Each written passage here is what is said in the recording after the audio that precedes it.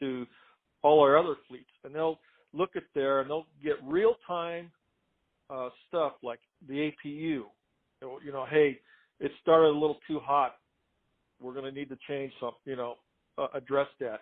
Or the pressurization. It's, pressurizing the airplane too quick. It might be hurting some people's ears. So we have line guys up in the offices that monitor all this. The engine's probably about the only thing that will give us a heads up of what's going on. I'm trying to think. I'm running through the ATA codes right now. But what do you think about the air conditioning? What do you think about the air conditioning and bleed system? Well, as far as staying ahead of it, it's either going to fail and not work, and then you'll have to troubleshoot it. Now, you'll get the codes for those on that. But as far as preventive maintenance, we do change the filters in some of these things, especially inside the airplane. There's filters that get done, but there's the one that gets done during a C check, not a C check. What do they call those guys? Service check, and they'll change those. But that's just like anything else. But as far as a pending failure,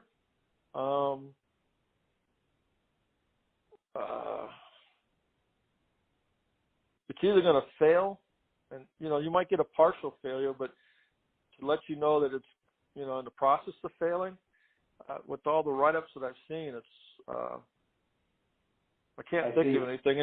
And I also have 10,000 hours in the military flying, and I see pending failures, but it's also something that's coming up that I can make the write-up and have the mechanic fix it.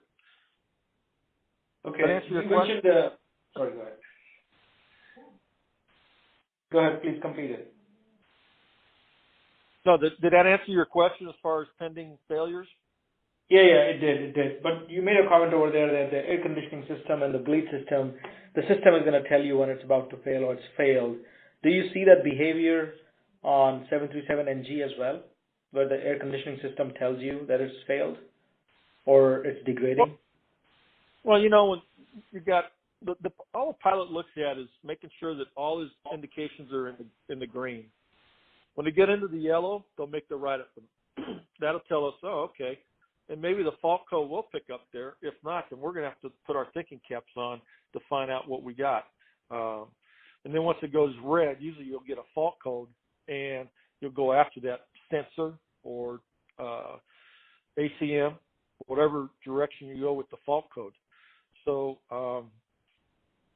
very rarely do I see pending problems that will pop up.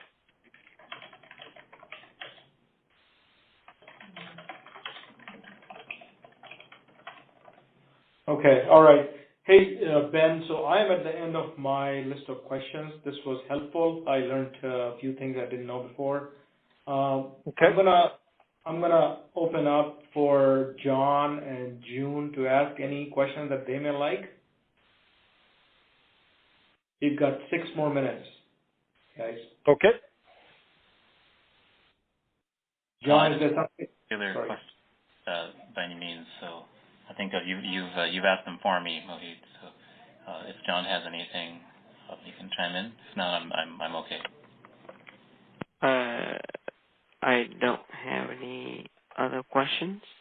It seems like no showstopper or anything by following manual, right? Right. Okay. Right. That's what we. Okay. Did you include Sean's questions? I did, and Sean was not able to make the call, but I did include all his questions. A couple of them were on PMA ASM that Ben did not have an answer for, or the price of the filter, or soft time removals. So otherwise, I think we got answers to most of the questions we had. Well, I might have a specific ASM related question. So Ben, thanks for your input so far. I have a question. When you've swapped out the ASMs before in the past, is that correct? Yes. Okay. The units that you've swapped them out with, did you have to retain the insulation and the brackets for those? Oh yeah, because very rarely when you get a part, you just get the part. As far as the brackets and stuff that It's attached to it, and the